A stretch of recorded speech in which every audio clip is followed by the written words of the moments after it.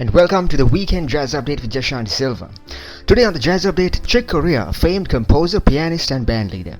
Chick Corea started out in the 60s, collaborating with Miles Davis, Stan Getz, Cal Tjader and others. His band Circle to Forever attained fame in the 70s. His piano style was inspired by Horace Silver and Bill Evans among others, and has inspired future generations with its technique and innovation. His compositions were also famous for their Spanish flavor typically, and many of them have become jazz classics like Spain, La Fiesta and Windows. His music would typically combine rock music influences alongside electronic keyboard and synthesizers, and has had a widespread appeal. Chick Corea's works covered a range of genres from chamber music to bebop to fusion to avant-garde jazz. He's one of the most nominated artists in the history of the Grammys with over 71 nominations. He's also won 5 Latin Grammy Awards with 7 nominations. So that was a quick recap of the biography and best hits of Chick Corea. More details coming up. Also coming up, some trending festival and album news. Stay tuned to the Weekend Jazz Update with Jashanti Silva to find out more. We'll be right back after some music. And welcome back to the Weekend Jazz Update with Jashanti Silva. Today on the Jazz Update, Chick Corea, a famed composer, pianist and band leader. Now for some insight into his biography. Chick Corea's works cover a range of genres from chamber music to bebop to fusion to avant-garde jazz. He's one of the most nominated artists in the history of the Grammys with over 71 nominations. He's also won 5 Latin Grammy Awards with 7 nominations. He was born in 1941 in Massachusetts. He started playing the piano after being inspired by his father, a Dixieland-style trumpeter. By age 8, he was playing the drums. He started out in jazz after being inspired by jazz records he would listen to at home. Primarily his early influences were Horace Silver and Bud Powell. As a teenager, he would perform in local bands and gigs. He left high school to pursue a career in music full-time. He started out professionally performing alongside names like Willie Bobo, Stan Getz and Blue Michelle. In 1968, he made his famous debut album, Now He Sings, Now He Sobs, that gained him widespread fame as a pianist and composer. The album is a jazz classic today and went on to win him a Grammy. He performed alongside singer Sarah Vaughan for a while and then entered Miles Davis' band. Davis also realized Corea had a knack for electric piano playing and included him on many of his albums like Silent Way and Phillies de Kilimanjaro. After leaving Davis' band, Corea started out with his own band called Circle. They debuted on ECM Records. In 1971, after a short stint with Stan Getz, Corea formed another band called Return to Forever. The band's albums were themed with Brazilian jazz, comprised bassist Stanley Clarke, saxophonist Joe Farrell, percussionist Airto Moreira and vocalist Flora Purim. Their most famous album was the 1982 album release Return to Forever, which peaked at number 8 on the Billboard Jazz charts. Another widely popular album by the band, Light as a Feather, which went on to win them 2 Grammy nominations. 1 year later, the band Return to Forever expanded to include guitarist Bill Connors and drummer Lenny White. In 1985, Corea formed another iconic band called the Electric Band, featuring bassist John Patitucci and drummer Dave Weckl. Throughout the 80s, Corea would tour and perform alongside several ensembles, from alongside Kenny Garrett to Wallace Rooney to Pat Metheny. The beginning of the 21st century saw Corea putting more emphasis on his piano playing. He released several piano solos around that time, tracks like Solo Piano Originals and Solo Piano Standards.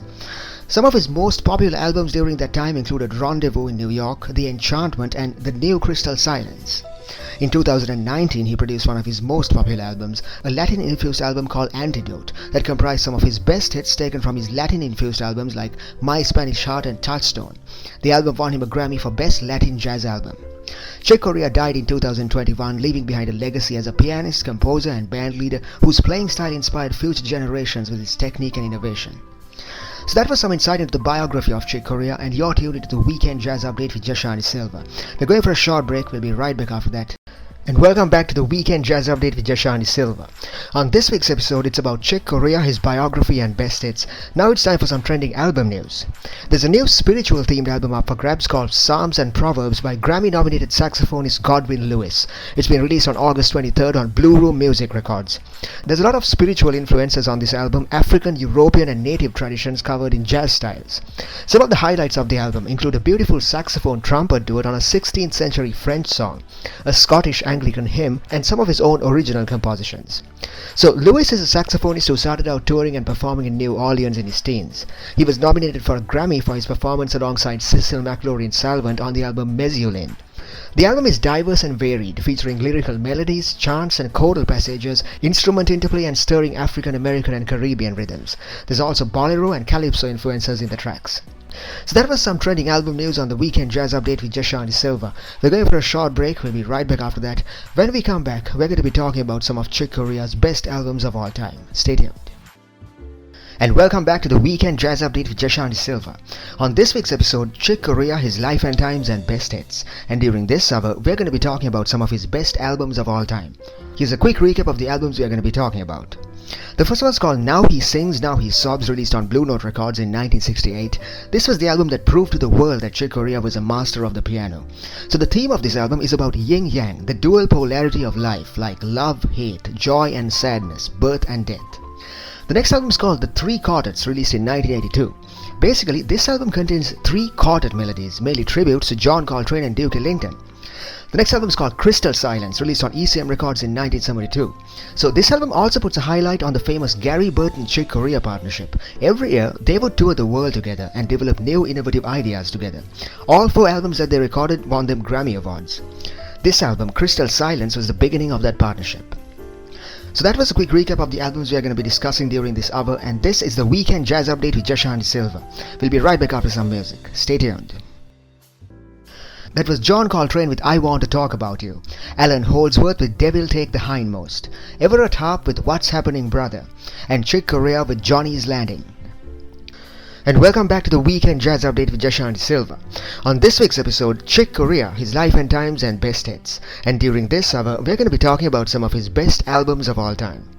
The first one's called Now He Sings, Now He Sobs, released on Blue Note Records in 1968. This was the album that proved to the world that Chick Corea was a master of the piano. It was his second album released at the age of 27. So at the time of this album, Corea was still in his early days. He'd collaborated with a bunch of other jazz artists like Blue Bichelle and Herbie Mann. He was just starting out. He was also attaining fame as a composer. Two of his works had been produced for a Stan Getz album called Sweet Rain. So originally, this album was meant to contain 13 songs that were originally recorded for it, but only 5 of those songs made it into the actual album. The rest of them ended up in a late album called Circling In. So the theme of the album title is based on a Chinese philosophy about the vicissitudes of human beings, a concept called the I Ching. It's all about yin-yang, the dual polarity of life, like love, hate, joy and sadness, birth and death.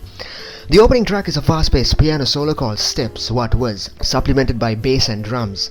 The song Matrix is characterized by a swinging drum rhythm. The title track, Now He Sings, Now He Sobs, another drum rhythm that morphs into a piano melody.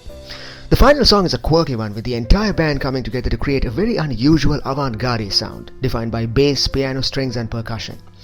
So it was just his second album, but it proved that Chick Corea had greater things in store. The next album is called Three Quartets, released in 1982. Basically, this album contains 3 quartet melodies, mainly tributes to John Coltrane and Duke Ellington. It's a great collaboration between Michael Brecker, Eddie Gomez and Steve Gadd. All 3 quartets were compositions by Chick Corea. Also, the album tries to bring out something of the chamber music essence in its tracks. Also, throughout the album, the musicians rely on solely acoustic instruments. The album features Corea on piano, Michael Brecker on saxophone, Eddie Gomez on double bass and Steve Gadd on drums. Michael Brecker's improvisations are a highlight of this album. The next album is called Crystal Silence, released on ECM Records in 1972. This album was recorded in one day in Germany. It was the start of something new. So this album also puts a highlight on the famous Gary Burton-Chick Corea partnership. Every year, they would tour the world together, developing new innovative ideas together. All 4 albums that they recorded won them Grammy Awards, 3 for ECM Records and 1 for Concord Records. This album, Crystal Silence, was the beginning of that partnership. And it has some epic jazz songs, from a very rapid song like Cena Mouse to reflective tracks like What Games Shall We Play. Spontaneously conceived and beautifully performed, this one's a timeless jazz album. So that was some insight into some of Chick Corea's best albums of all time, and this is the Weekend Jazz Update with Jashanti Silva. And welcome back to the Weekend Jazz Update with Jashanti Silva. On this week's episode, it's about Chick Corea, his biography and best hits. Now it's time for some trending album news. There's another album called Domus Solis, an album based on classical and jazz music. It's by Taras Katsenko and Alex Sino. These are 2 rising stars in the industry with a passion for pushing the boundaries of classical music. So music is a very expansive, all-encompassing sphere, and nothing illustrates this better than classical and jazz music. Both genres have a rich history and are very expressive formats of music, able to tell stories through their melodies. This album, Domus Solis, bridges that gap between classical music and jazz. It transitions from the elegance of classical music to the freedom of improvisational jazz. There's a star-cast set of musicians on the album, bringing their unique perspectives to the fusion of classical and jazz music. For example, the classic Ode to Joy by Beethoven. In this album, this classic is reimagined with a Latin jazz and rock beat. There's a beautiful Ukrainian Christmas chant known as Carol of the Bells. This track is reimagined also with a Latin jazz theme, with contributions from world-class talent like Richard Bravo, Camila Valencia and more. The title track, Domus Solis, is a beautiful mix-up of trumpet, piano and guitar symphonies. For more information, please check out terryheimat.com/Domus Solis. So that was some trending album news on the Weekend Jazz Update with Jashanti Silva. We're going for a short break. We'll be right back after that. When we come back, we're going to be talking about some of Chick Corea's best albums of all time. Stay tuned.